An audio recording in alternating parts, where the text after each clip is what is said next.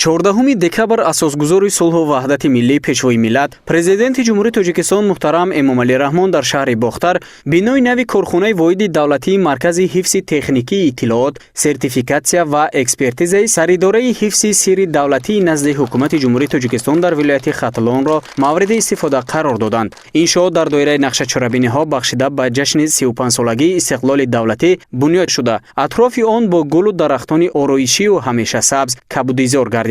Бино аз 4 ошёна иборат буда дар қабатҳои якум, дуюм ва сеюми он қисми навбатдорӣ, ҳуҷраҳои корию маъмурӣ, китобхона бо махзани бои адабиёти бадеиву соҳавӣ, озмоишгоҳ, маҷлисгоҳ бо 60 ҷойи нишаст ва дигар иншооти ёрирасон ҷойгир шуданд. ҳуҷраҳои корӣ ва дигар иншооти бино бо воситаҳои техникии соҳавӣ ва дастгоҳу таҷҳизоти насли нав муҷаҳҳаз гардида барои пешбурди фаъолияти бонизом ва самарабахши кормандон шароитҳои мусоид фароҳам оварда шудааст. Дар қабати болоии бино 6 ҳуҷраи хоб барои меҳмонон ва кормандони соҳа бунёд ва бо лавозимоти зарурӣ таъмин гардиданд. мо масъулини соҳаи ҳифзи сирри давлатӣ дар вилояти Хатлон аз дастгирию ғамхории ҳукумати кишвар хоса асосгузори сулҳу ваҳдати миллӣ пешвои муаззами миллат муҳтарам Эмомалӣ Раҳмон ҳамеша бархурдор мебошем. барои ҳайати шахсии саридораи ҳифзи сирри давлатӣ дар вилояти Хатлон боиси ифтихор аст ки имрӯз бо шарофати сиёсати бунёдкоронаи пешвои муаззами миллат дар ин бинои хуштару замонавӣ ҷойгир мебошем. чунин шароитҳои муосири корӣ дар навбати худ ба талаботи касбии соҳа созгор мебошад.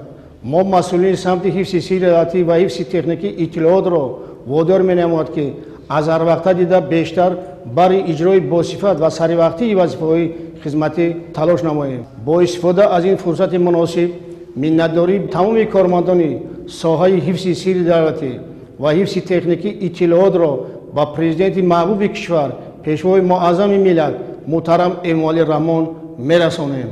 пешвои муаззами миллат муҳтарам Эмомалӣ Раҳмон зимни боздид аз шароитҳои фароҳам гардида баҳои баланд дода ба ҳайати шахсӣ ҷиҳати босифату мақсаднок иҷро намудани вазифаҳои хизматӣ, омӯзиши бештари таҷрибаи пешрафта дар самти ҳифзи техникии иттилоот, истифодаи усулҳои пуртаъсири таъмини ҳифзи иттилооти дастрасиашон маҳдуд дар тамоми бахшҳо дастуру супоришҳои муфид доданд.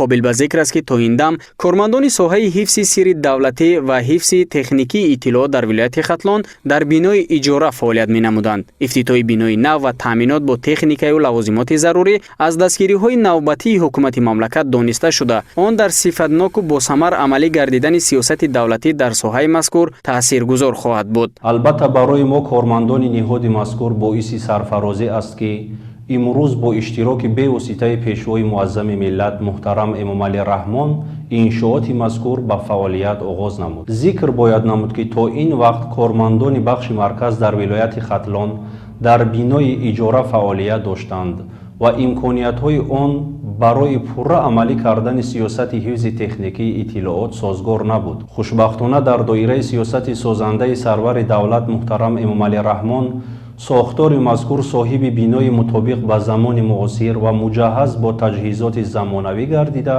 дар он барои пешбурди самти ҳифзи техникии иттилоот ва озмоишҳои соҳавӣ имкониятҳо фароҳам оварда шудаанд.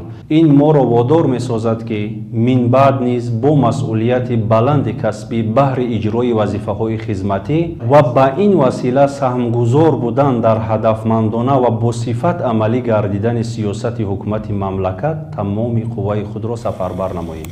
дар ҳамин ҷо ҳамчунин аз ҷониби масъулини соҳа воситаҳои махсуси техникӣ ва озмоишӣ ки бо дастгирии ҳукумати мамлакат дар самти ҳифзи техникии иттилоот харидорӣ гардиданд муаррифӣ карда шуд. зикр гардид ки амалигардонии барномаи давлатии таҳкими ҳифзи сирри давлатӣ ва ҳифзи техникии иттилоот дар ҷумҳурии Тоҷикистон барои солҳои 2022-2026 ки бо ташаббуси бевоситаи президенти мамлакат муҳтарам Эмомалӣ Раҳмон қабул гардид, барои таҳкими заминаҳои меъёрию ҳуқуқӣ ва ташкилию инфрасохтории соҳа мусоидати фаъол хоҳад кард. сарвари давлат муҳтарам Эмомалӣ Раҳмон зимни суҳбат бо ҳайати шахсии саридораи ҳифзи сирри давлатӣ зикр доштанд ки дар шароити рушди илм ва технологияи муосир инчунин рақамикунонии иқтисодиёти кишвар масъалаҳои ҳифзи техникии иттилоот ва пешгирии ихроҷи иттилооти дастрасиаш маҳдуд муҳим буда аз масъулини соҳа таваҷҷӯҳи бештар ва сатҳи баланди касбиятро тақозо менамояд.